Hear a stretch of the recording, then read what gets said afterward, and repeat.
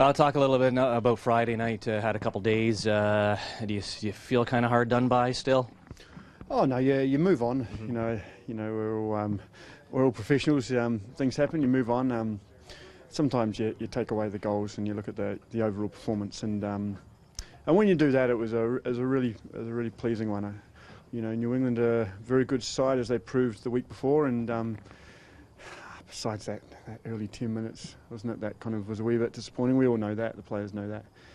Besides that, it was a really good performance from the guys. We know we're a bit short in certain areas, of course, and that will be addressed, obviously. But the foundation is being laid from now, and we're looking like we've got a nice little group of young Canadian and North American and players coming through.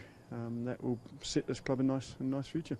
One of the stats that I read that saw that you guys pretty much dominated in was corner kicks. Do you need to be, when you talk about scoring goals, when you have those set pieces, be a little bit better on those? Yeah, you're right. Set pieces are really important.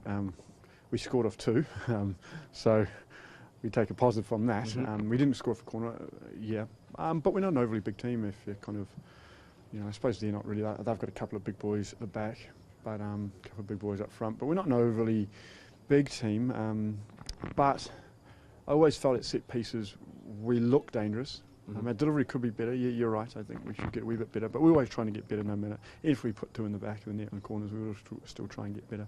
But it's an area that we need to maximise because set plays, as you say, they're important.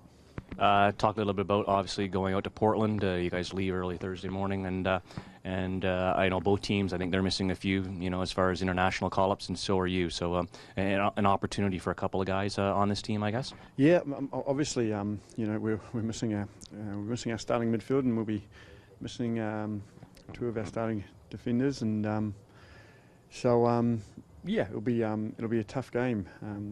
It'd been a nice game to introduce the guy like Bex, but unfortunately he's gone away as well. So, but we're down to bare bones, but that's fine. That's really good. The guys, confident in whoever comes in. It's a really difficult place. Portland have done such a good job at the atmosphere they created, and the team that they've put together is a really strong team. So it'll be a really difficult opposition to play, but a great test, a great experience for players to come in, and we're really looking forward to it.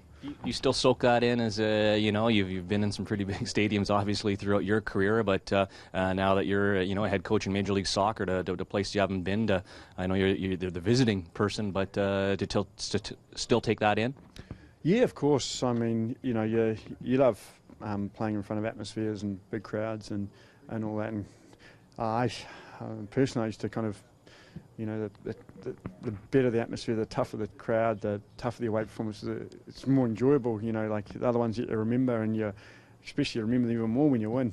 And so I used to love those games, and hopefully we'll get into a situation where that will be the DNA of Toronto teams as well, that they love challenges like this and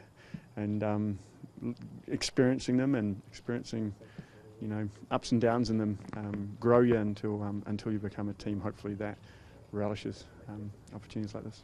How do you gauge the minutes that you give your Rudy? Do you say, hey, this game we're going to give you 10, this game if it can get you in a 20 or a half an hour? How do you gauge the amount of minutes that you put him into games for? Generally, it's more how his fitness here is in training, and how he's looking in training, and how he's adjusting to the system we play, and everything like that. But he's come on leaps and bounds in the past 2.5 weeks. But then so is Andrew Wiedemann, so has Robert Earnshaw. So I've always kind of said the players pick themselves. They've got to earn it. There's nobody has a self right to have wear a Toronto shirt. It's got to be earned. And what I can say is Maxie has been working his backside off, and he's looking sharper and sharper, and so his time will come. Daniel and Ashton have been playing so well that you couldn't really get them out of the lineup. Is the silver lining to the 4 international call-ups that now you can get a look at a couple of other guys in those spots? Yep, because Gali and Jonas have been really good, and so it's their opportunity, and if they do well, then it's going to be a very difficult situation for myself, a situation that I hope to be in. So I know Garley's really looking forward. I know Jonas is really looking forward to it, and also like the other guys. You know, now that the strikers know there's a bit of pressure coming on, and Darryl Russell potentially has an opportunity to play there. So yep, it's all good. And you know, Galley came here with a lot of promise, and you know, as a possible future U.S. international. You know, how has his development been over the last several months? Brilliant. He's loved Galley. He's been working so much. He had early on he had a lot of things to his game that needed to be improved on, as all young players do, obviously. But he puts his head down. He works really hard, and he has a bright future at this club. The thing about Galley is he's been bounced around so many times, so many clubs, you know, so many times in his very short career. But nobody's really sat down with him and actually, you know, gave him a home kind of thing.